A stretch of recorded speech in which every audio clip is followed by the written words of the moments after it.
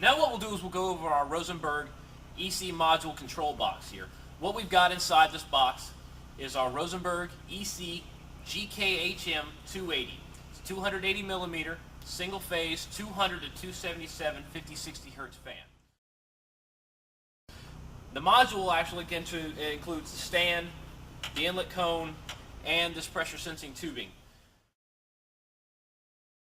On the front of the module, we've got our pressure sensor.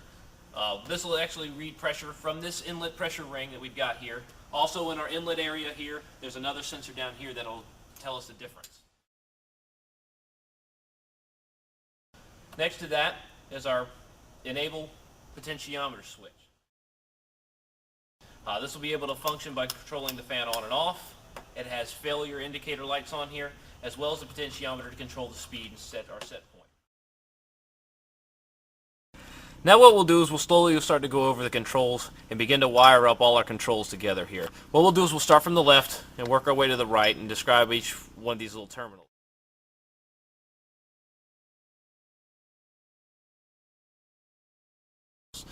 We've got two ground lugs here, and we've got our input voltage here, L1, L2, and L3. This being a single phase fan, we're only using L1 and L2. For three phase, you'd use L3. For single phase EC fans, you do not need a start capacitor, so that's why you won't see one in line here. The next to that, you'll find your alarm sensors. You got a normally open, a common, and a normally closed sensor here. We'll move over again. We'll find our first analog 1. This will be your potentiometer switch, the first speed control that you'll have. You'll have your ground, your 0 to 10 input signal, DC voltage, and you'll have your 10 volt control. Then you'll go over to next, you'll have your analog 2.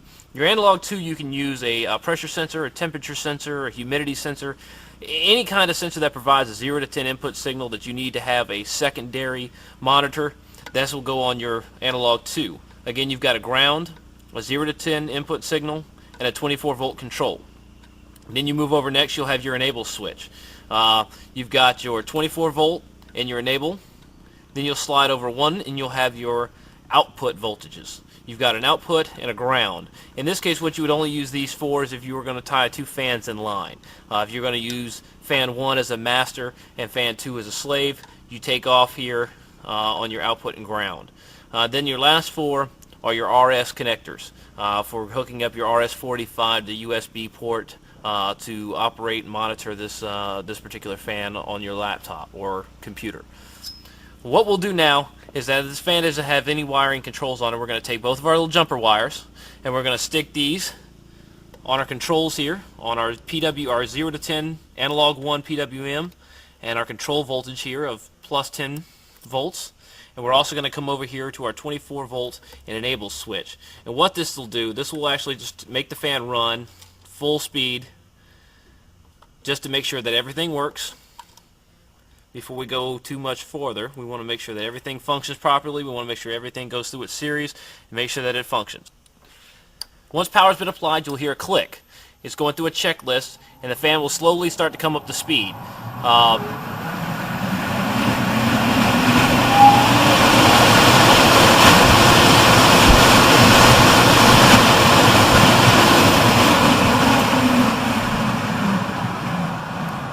And we just ran the fan for a few minutes just to give you an idea of how it starts up. Every one of our fans will have a soft start feature. Starts slow, builds its way up to speed. Again, we had all our controls jumped out, so this fan was going to run 100% no matter what. No speed control.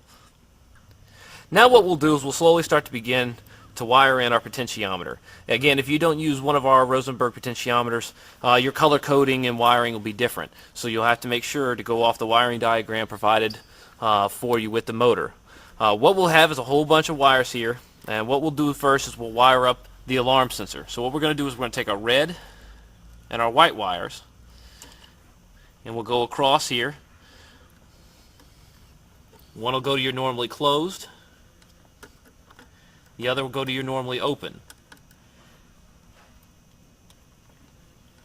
Now what you'll do is you're going to take one of your jumper wires that we had earlier and you're going to come off your common line and go over to one of the 24 volt plus controls. Doesn't matter either one, just as long as you're feeding it 24 volts. I normally take it off the enable switch.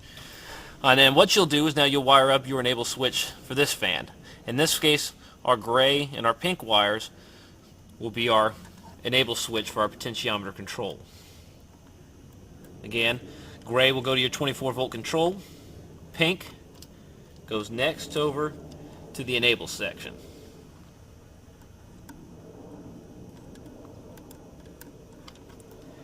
You've got a red and blue wire here. This is your ground wire, and you can come over here to your output section. There's just a ground that goes there, and you're left with brown, blue, and black. Now these wires will go to your actual potentiometer. This will go on your analog 1. So you've got blue will go to your ground, black is your control, your 0 to 10 input control, and brown will be your control voltage of plus 10.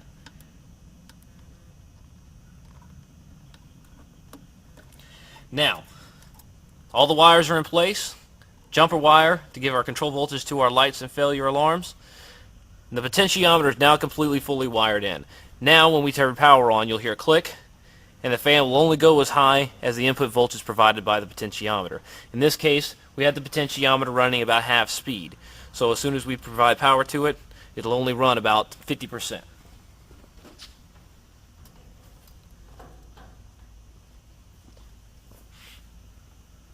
Again, you'll hear the click. Fan will slowly start to come up to speed.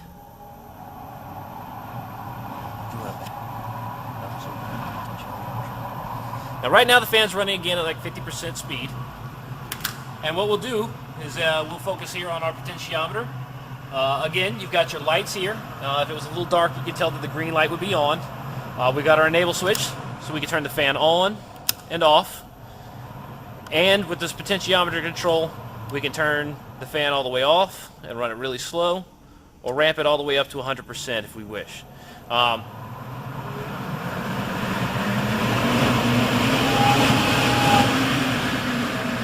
These fans do run a 1 to 9.5 voltage range. Anything under 1 volt input signal will actually stop the fan. Anything over 9.5 volt input signal will actually run at 100%.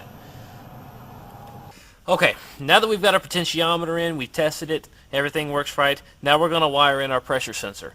Again, this goes on your analog 2. It could be a temperature sensor or a humidity sensor. As long as it can read a 0 to 10 input signal, you'll be fine. Again, we've got a blue, a black, and a brown, very similar to how we've got over here on analog 1. And they do wire up the same way. Blue ground, black is your 0 to 10,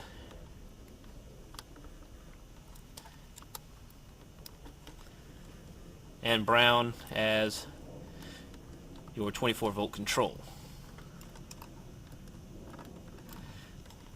Now again, potentiometer on analog 1, pressure sensor on analog 2. Now he'll back up a little bit here, and we'll concentrate on our controls here. Again, we've got our potentiometer enable switch, and we've got our pressure sensor. Pressure sensor got 2 inlet tubes here, one to the inlet cone area. The inlet cone was the blue pressure sensor line that came off the inside back here. He'll pan around. This little blue line here is going to read pressure off that inlet cone, and the other goes to our inlet area. Behind this damper there's another pressure sensor back here, and this will read the difference between the inlet cone area and the inlet area itself.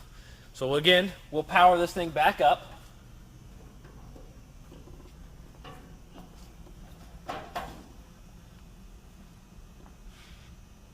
We got our click. It's going to run through its internal checks, and it'll slowly start to pan up to speed. Again, we've got this thing running at about 50%. We don't want to run it any faster. So the customer, what you would do is, in this case, you can set your damper controls here. The fan again is going to run to 50%. It's going to run at a set RPM, regardless of whether we open this damper full or close it all the way. The fan's not going to change the speed. So now once we get done, we're going to shut this deck down, and then what we're going to do is we're going to wire in our RS-485 to USB connector, hook it up to our laptop, and we'll go over how to run this thing in closed loop.